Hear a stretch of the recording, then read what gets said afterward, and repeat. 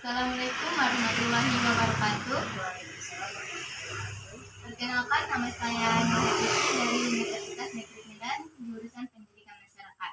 Nah, di depan saya sudah ada Kak Rida. Kakak ini merupakan alumni dari Universitas Negeri Medan dan profesi kakak ini sekarang seorang guru. Nah, langsung saja ya Kak, saya mau menanyakan sesuatu mengenai landasan pendidikan kepada Kakak. Nah, yang pertama itu, sebenarnya apa sih alasan kakak itu menjadi seorang guru? Alasan saya menjadi seorang guru itu yang pertama adalah untuk bisa mencerdaskan kehidupan anak-anak, maksudnya zaman sekarang kan banyak pergaulan bebas yang seperti kita ketahui kan, narkoba. Nah, jadi kita sebagai guru harus bisa membimbing dan mengajak anak-anak atau peserta didik itu ke tujuan yang lebih baik. Sebelum itu pasti kakak belajar mengenai kompetensi. Misalnya itu kompetensi pedagogi. Nah, coba kakak jelaskan aspek dari kompetensi pedagogi tersebut. Aspek kompetensi guru itu ada 6. Nah, yang pertama itu adalah menguasai teori belajar. Nah, yang kedua itu pengembangan kurikulum. Maksud dari pengembangan kurikulum itu seperti RTP, silabus, prota, prosem. Dan yang ketiga itu ada pengembangan potensi peserta didik. Maksudnya pengembangan potensi peserta didik itu adalah bagaimana si anak berkembangkah si anak belajar dalam kelas, seperti adakah perkembangan dalam kelas. Yang keempat itu komunikasi dengan peserta didik. Komunikasi dengan peserta didik maksudnya si guru menyapa siswa, apa kabar, apakah hari ini sehat, sudah makan. Nah, itu menjalin komunikasi dengan peserta didik agar proses belajar mengajar itu lancar. Nah, yang terakhir itu adalah penilaian dan evaluasi. Nah, maksud dari penilaian dan evaluasi itu adalah seperti si guru memberikan tugas kepada si siswa. Si siswa mengerjakan tugas dan si anak tadi memberikan kepada guru. Nah, seperti itu atau disebut dengan assessment. Mengapa sih Kak manusia itu perlu dididik? Kenapa manusia perlu dididik? Karena sebagai makhluk sosial dan mempunyai agama, manusia itu dididik tentang bagaimana tujuan hidupnya akan teraras. Nah, coba kakak jelaskan 3 landasan filosofis pendidikan.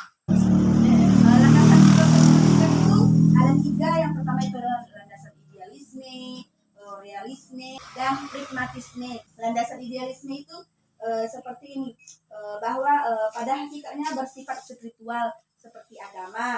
Nah, yang kedua itu landasan realisme. Landasan realisme itu memandang bahwa dunia ini adalah materi yang hadir dengan sendirinya.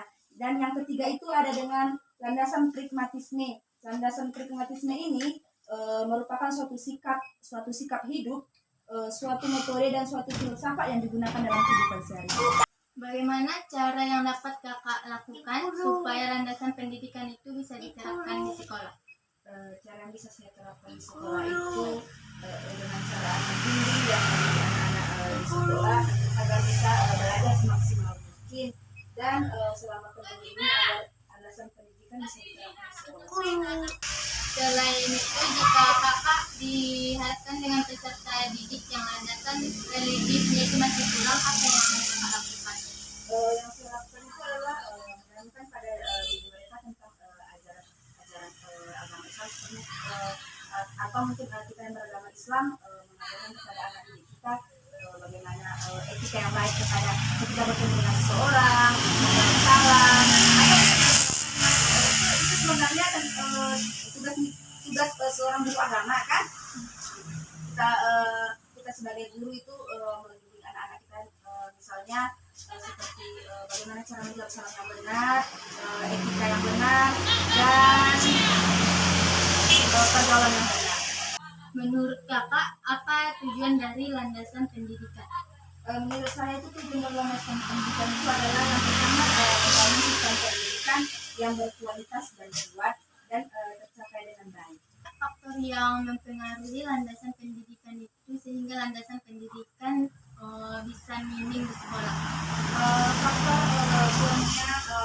Faktornya adalah kurangnya niat belajar siswa, di sekolah.